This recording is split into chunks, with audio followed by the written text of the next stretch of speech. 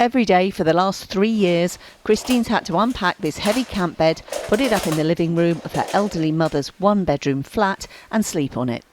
She's got curvature of the spine and walking difficulties, and sleeping on this is affecting her health. It's a struggle. It's very, very uncomfortable. I've had to change from normal painkillers to stronger painkillers because the pain's unbearable. Christine's mum has serious health problems, which is why she moved in to look after her, and assumed as the main carer they'd be moved to a property suitable for both of them. Okay. For the past 12 to 18 months, my mum's been in a wheelchair and she just can't get out of the house, and you need somewhere with wheelchair accessibility. Kerry and Dan and their 3 children live in a 2-bedroom flat on the 8th floor of a high-rise block. 10-year-old Corbin and 7-year-old Tiami share one bedroom. The eldest, Tristan, is 16 and undergoing gender transition from female to male. This is Tristan's room. He has to have his own room because he's going through a trans stage at the moment. But unfortunately, it's not very private for him because obviously we have to come in here for all the towels and the cleaning products. I mean, this is where we keep our bed sheets for our sofa bed. Just pull it open. It's not very ideal, but because we've got no storage, we've got nowhere to keep everything at the moment. Kerry and Dan sleep on a sagging sofa bed in the living room. Her 14-year-old son from a previous relationship can't stay over. There's simply no space. She explained their main frustrations. Not having any room, sleeping on that sofa bed with Dan, it's not ideal.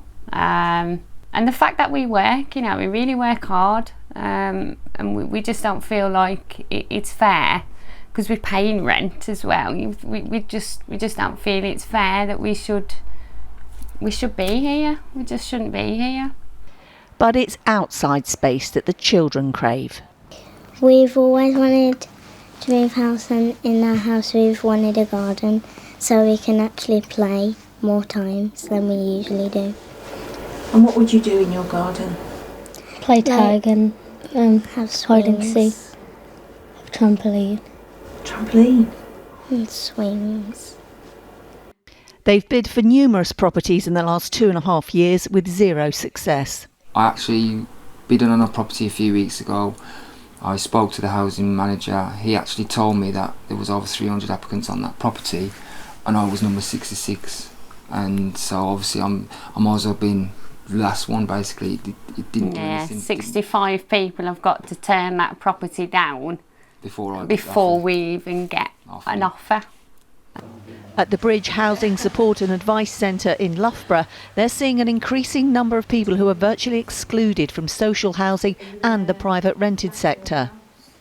There's a huge lack of affordable housing, and that's due to a loss of stock due to the Right to Buy scheme, but also the cuts to supported accommodation.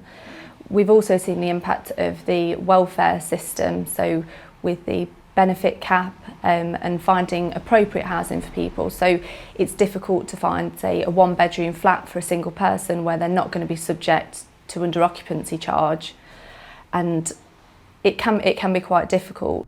In Leicester, the response to the social housing crisis is to utilise small brownfield sites that developers don't want and to go back to square one. The most basic idea is to start building council houses again. And clearly, we've set up a housing company and we're hoping to build the first 50 houses this year. We're also looking at buying back right to buy properties. Council housing stock has fallen by 69%. There are now just 2 million homes remaining.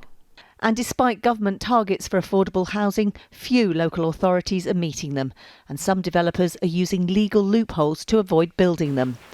All this means that Christine, Kerry and Dan will remain in properties that aren't fit for their needs for the foreseeable future. Jane Hesketh, ITV News.